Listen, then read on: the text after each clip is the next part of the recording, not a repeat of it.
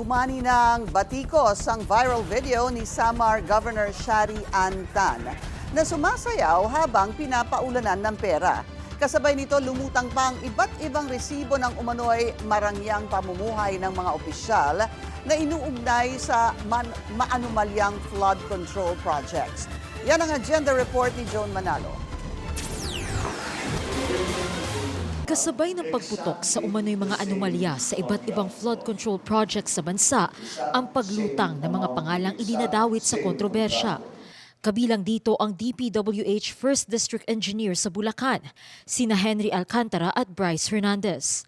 Si Alcantara ay former district engineer ng ahensya, habang humalili naman sa kanya ang bagong talaga na si Hernandez.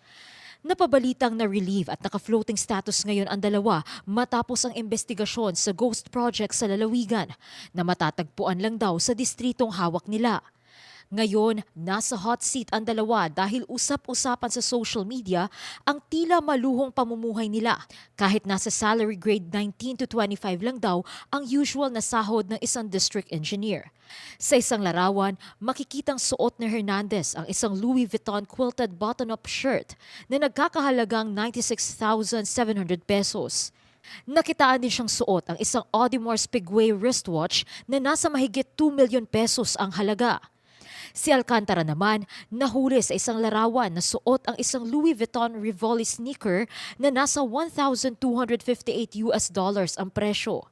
May isang larawan din siya na suot niya ang isang Patek Philippe Nautilus watch worth 11 million pesos. Pero hindi lang ang mga engineer ang kino-call out ngayon sa social media. Kasama na rin ang mga contractor at local officials na hindi nakaligtas sa pamumuna ng publiko. Isang video ni Samar Governor Shari Antan ang kumakalat ngayon sa social media kung saan makikita nagsasayaw siya habang pinapaulanan ng pera. Nakunan umano ang nasabing video sa isang event sa Samar Convention Center nitong Sabado na dinaluhan din ng iba pang local officials. Pinuna ito ng maraming netizen at tinawag pang flood control gala. Binigyang diin ng isa, wala ito sa lugar dahil napakaraming substandard na proyekto sa lugar at naghihirap na ang mga kababayan. Pero giit ni Tan, tradisyon lang daw nila ito sa probinsya. Sa text message sa Billionario News Channel, pinaliwanag ng gobernador na napupunta rin daw ang pera sa simbahan at mga barangay project. Kaya nakakalungkot anya ang pagtuligsa ng ilan sa kanilang tradisyon. Kabilang si Tan sa ruling political clan ng probinsya na ngayon ay nauugnay sa ilang mga proyekto ng JFR Construction Incorporated. Nakapagtala ito ng 18 flood control contracts worth 856 million mula 2022 hanggang 2024, ayon sa sumbong sa Pangulo Portal. Isa naman ang Eastern Visayas sa mga flood-prone areas sa bansa, kaya base rin sa sumbong sa Pangulo website, hindi bababa sa 100 ang recorded flood control projects sa rehiyon. Marami sa mga ito, lalo na sa Leyte, SunWest ang contractor. Isa ang SunWest sa top 15 contractors na nakakuha ng pinakamaraming flood control projects sa bansa. Ang co-founder nito, si Ako Bicol Party List Representative Zaldico. Kaya usap-usapan na rin ngayon ang umano'y lavish lifestyle ng mga kapamilya nito. Sa Instagram ng kanyang pamangkin na si Claudine Co, makikita ang travels at vlogs ng dalaga sa iba't ibang bansa. Kita rin sa isang TikTok video na galing sa vlog ni Claudine ang pagsakay ng kanyang pamilya sa isang private plane.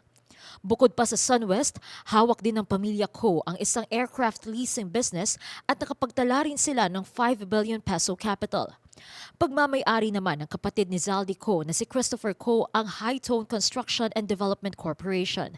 Nakasama rin sa top 15 contractors na isiniwalat ni Pangulong Ferdinand Marcos Jr. Para sa agenda, Joan Manalo, Billionario News Channel. Nilinaw ng tanggapan ni Samar Governor Shari Antan na hindi nakunan ang viral video sa isang engranding dinner, kundi sa Hermano Night ng piyesta sa Catbalogan City.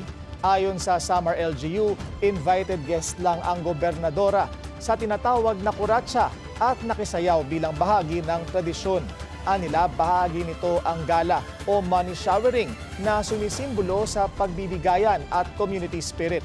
Bagamat naiintindihan nila na dapat maging sensitibo ang public officials, lalo na sa gitna ng iba't ibang problema ng bansa, hindi raw ginawa ang pagtitipon para ipakita ang yaman o kapangyarihan, kundi pagbibigay galang sa identity ng mga Samarnon.